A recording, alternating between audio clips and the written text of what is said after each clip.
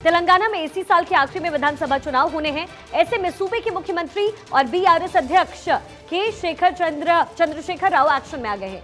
केसीआर अपने विरोधियों पर हमला करना उन्होंने शुरू कर दिया है। केसीआर ने बीजेपी को निशाने पर लेते हुए कहा कि अगर बीजेपी लोगों को ऐसे ही बांटती रही तो देश तालिबान और अफगानिस्तान जैसी स्थिति देखेगा। एक जनसभा को संबोधित करते हुए केसीआर ने यह बड़ा बयान दिया है। हमारी पॉलिटिकल एडिटर इस वक्त हमारे साथ जुड़ी हुई है और देखिए उन्होंने ये भी कहा कि अगर हम धार्मिक असहिष्णुता को बढ़ाते रहे और लोगों को विभाजित करते रहे तो ये सब एक नरक में बदल जाएगा और हम इस देश में तालिबान जैसी स्थिति और अफगानिस्तान जैसी स्थिति देखने लगेंगे। अदिति हमारे साथ लगातार जुड़ी हुई हैं। अदिति, केसीआर का ये ताजा बयान, लेकिन इसमें झूठ भी कहा है। रामायण का अपमान हो रहा है, रामचरितमानस का अपमान हो रहा है और जब बीजेपी कह रही है तो फिर बीजेपी गलत क्या कह रही है?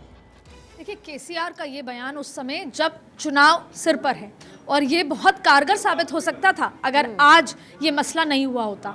दरअसल शिखा, ये बहुत ही कॉमन हथियार है और बहुत ही तीखा और शार्प हथियार है। जब जब चुनाव हो, जनता के बीच में ये लेके जाओ कि दूसरी पार्टी तो डिवाइड एंड रूल करती है, दूसरी पार्टी तो तुष्टीकरण करती है, दूसरी पार्टी तो इसको अफगानिस्तान पाकिस्तान बनाने जा रही है। ये ऐसे सेंटिमेंट्स हैं जिससे जनता डर जाती है। जनता ये पूरे बात को बाय कर लेती है कि हाँ शायद ऐसा हो सकता है। हाँ। लेकिन टाइमिंग गलत थी। देखिए, केसीआर अपने ज़माने के और अपने इलाके के और अपने राज्य के एक बड़े नेता है और केसीआर ने उनके पहले टेन्योर में एकदम बढ़िया तरीके से उन्होंने शासन चलाया, शासक भी रहे।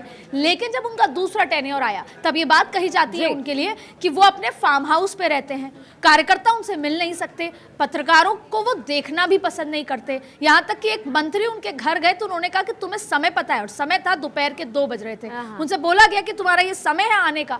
तो अब क्या है, केसीआर और जनता, केसीआर और कार्यकर्ता, केसीआर और तमाम वहाँ की चीजें एक दूसरे से कट गई हैं। इसके पास, आपके पास एक ही हथियार होता है कि आप दूसरी पार्टी को ये बताओ कि ये दूसरी पार्टी यहाँ पर तालिबान जैसा माहौल करने आई है। लेकिन क्योंकि मैं फिर ये कहूंगी कि ये बयान आज आया है जब आप रामायण पे इस तरह की बात आई, जब आप खुद तुष्टीकरण की राजनीति कर रही है पार्टियां और बीजेपी पर सवाल उठा रही है। बिल्कुल सही बात आपने कही है। चूंकि चुनाव है तो चुनाव को लेकर के पार्टियां कुछ तो करेंगी। बहुत बहुत शुक्रिया आपका अदिति हमारे साथ जुड़ने के लिए।